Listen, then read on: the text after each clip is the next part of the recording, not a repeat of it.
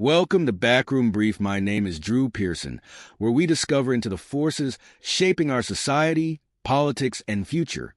The latest political battles that are shaking up America's political landscape. In today's episode, we're exploring.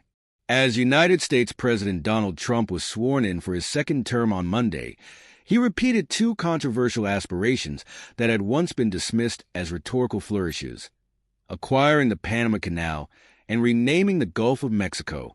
In a speech brimming with bold declarations, Trump emphasized his intention to assert American dominance, not only across land and sea, but even in outer space, invoking the long-dormant 19th century doctrine of manifest destiny to support his ambitious vision. While Trump's ability to follow through on these goals remains highly questionable, his words have already stirred intense debate in political, diplomatic, and historical circles. The questions on everyone's lips are, can he do this? And if so, how? In his inauguration speech, Trump spoke with characteristic bravado about restoring American greatness through territorial expansion. The American people deserve more space, more control, and more respect, Trump proclaimed. We will reclaim what is rightfully ours, starting with the Panama Canal and the Gulf of Mexico. These are symbols of American ingenuity and power, and they belong in American hands. He announced his intent to rename the Gulf of Mexico as the Gulf of America, a move he claimed would inspire national pride and affirm U.S. sovereignty. What have we done for so long? Allowed other countries to dictate what belongs to us. He also hinted at plans to militarize the canal to secure strategic shipping routes. Former Secretary of State Hillary Clinton, seated in the audience, reportedly burst into laughter when Trump made his proclamation about renaming the Gulf, while former President George W. Bush was seen shaking his head. International leaders and diplomats watching from around the globe were reportedly stunned by the speech, which some described as veering into historical revisionism. Both the Panama Canal and the Gulf of Mexico hold deep historical and economic significance for the United States. The Panama Canal, an engineering marvel completed in 1914 under U.S. control, was handed over to Panama on December 31, 1999, as part of the 1977 Torrijos-Carter treaties. Trump has previously criticized the decision to relinquish control of the canal, calling it the worst deal in history during his first term. The Gulf of Mexico, meanwhile, borders 5 U.S. states and has long been a critical area for American trade, fishing, and offshore oil drilling. Renaming it, Trump claims, would rightfully place America at the center of its most the idea of the U.S. reclaiming the Panama Canal faces legal, diplomatic, and practical challenges. The canal is now a vital part of Panama's economy, contributing significantly to the nation's GDP and serving as a symbol of its sovereignty.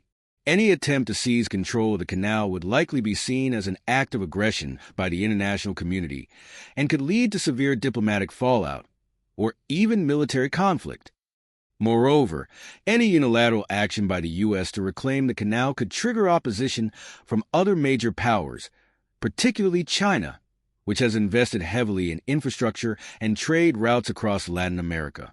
This could escalate into a global conflict, Carrington warned. Dr. Linda Carrington is a professor of international law at Georgetown University.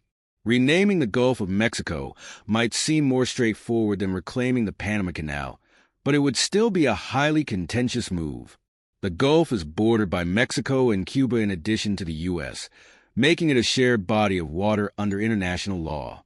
Renaming it unilaterally would likely provoke outrage from Mexico, a key U.S. trading partner and ally, and could undermine diplomatic relations in the region.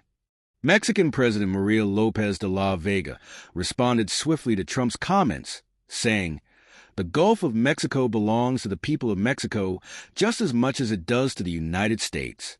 Its name reflects history and geography, not political whims. We will not allow this affront to stand." The international reaction to Trump's inauguration speech has been swift and polarized. While Trump supporters have hailed his vision as a bold reassertion of American power, critics around the world have condemned it as reckless and imperialistic. China, which has growing influence in Panama through its investments in infrastructure, issued a sharp rebuke through its foreign ministry. The Panama Canal is a sovereign asset of the Panamanian people. Any attempt to infringe upon this sovereignty will be met with firm opposition, said ministry spokesperson Zhao Lijian. In Latin America, Trump's comments have sparked widespread protests.